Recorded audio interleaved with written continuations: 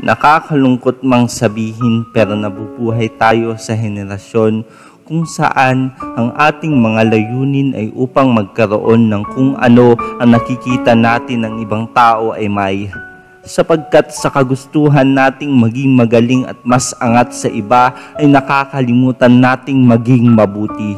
Ito ay henerasyon na tila nakalimot sa kung anong hamon ang mayroon ang tunay na buhay. Tulad ng paglimot ng isang amo sa isang aso na tila hindi alam kung saan na tutungo.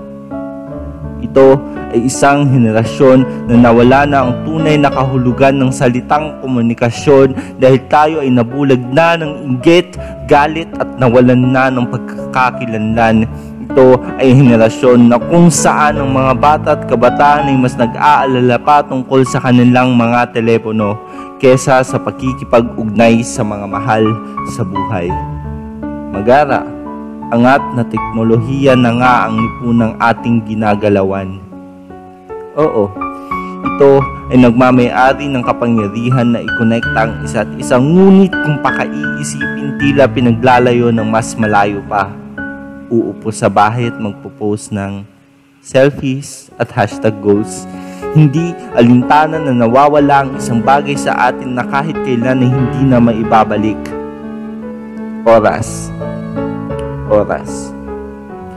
Oras na maaari sana nating gamitin ng mas makahulugan. Oras na maaari sana nating maibahagi sa iba, maiparamdam ang ating pagmamahal at pagkalinga. Oras na makatulong sa iba at kapwa. Oras para sa tunay na pagbabago.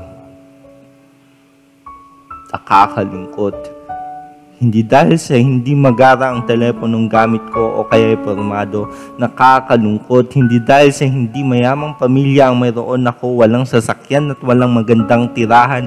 Nakakalungkot dahil nakikita ko ang mga bagay na hindi nakikita ng ibang kabataan. Naswerte na kung makakain tayo ng 3 beses sa isang araw kumpara sa mga ibang kabataan na nasa lansangan na hindi man lamang makakain ng matinong pagkain. Naswerte na kung tayo ay napapadala sa eskwelahan. Nalulungkot ako dahil marami sa kabataan na imbes gawing lugar dasalan ng banal na simbahan ay ginagawa itong lugar tambayan at tagpuan. Nalulungkot ako dahil nakikita ko ang realidad ng buhay na tila tayong kabataan ay nakalipot na sa kung ano ang gampanin natin sa lipunan.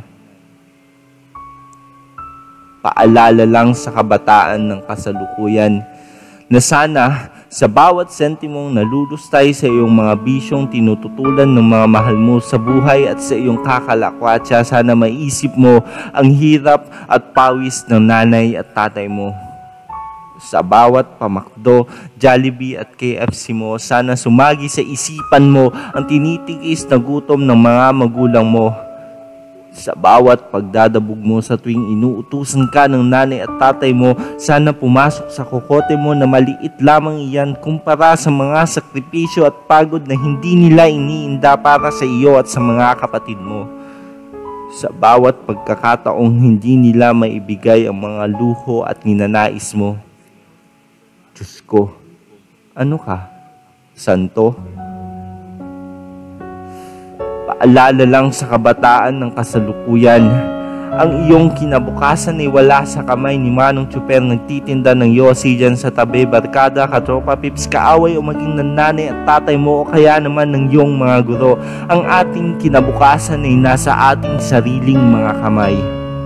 Oo, tama ang dinig mo. Ikaw ang may hawak ng lapis ng buhay mo. Ikaw ang siyang nagsusulat ng sarili mong kwento. Kwentong magbibigay ng definisyon kung ano ka bilang isang tao. Magsilbi sanang gabay sa lahat ng kabataan itong muntikong paalala.